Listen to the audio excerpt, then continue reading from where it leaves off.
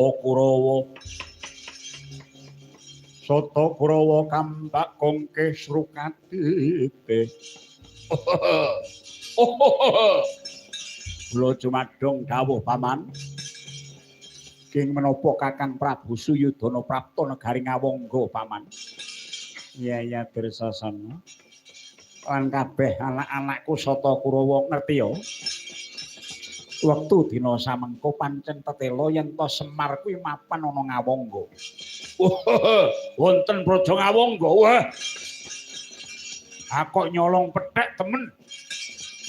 Ya pancen kaya ngono kuwi wolak-walik ing jaman ya kaya ngene.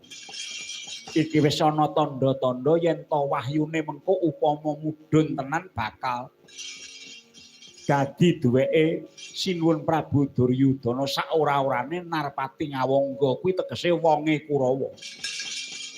Wah nggih.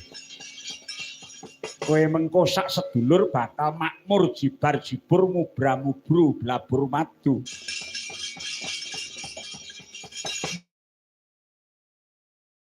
Bau denda sak tedak turun. Wah nggih. Syukur yen ngaten sakniki duwe punakawan sing jenenge Semar. Wah, kula nderek bingah paman. Lajeng anak-anake tumun mriki mboten. Wah, iya ya kae mau lali ora takon. Gareng Petruk karo Bagong melu ana Ngawangga apa ora? Ing temtunipun nggih tumut wong bapakne nyang apa ya anake ora melu. Gen kula nggih tenang, pake kali anake niku kompak.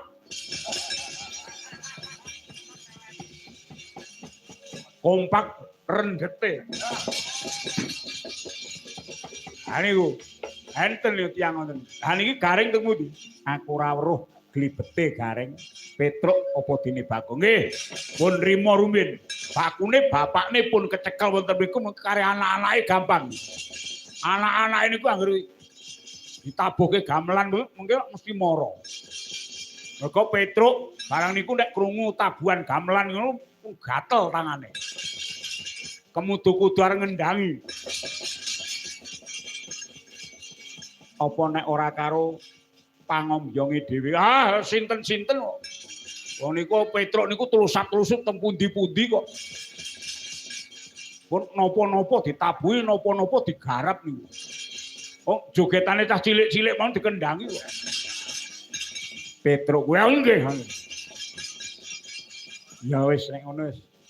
Saiki Kurawa didhawuhi dening Kang Sinuwun supaya mranata baris. Kartomarma sak kancamu kabeh krik ampit brungkak kiwul. Nggih ngestaken dawuh. Kepareng amit madal pasilan. Jenjing budal gumuruh saking jroning praja.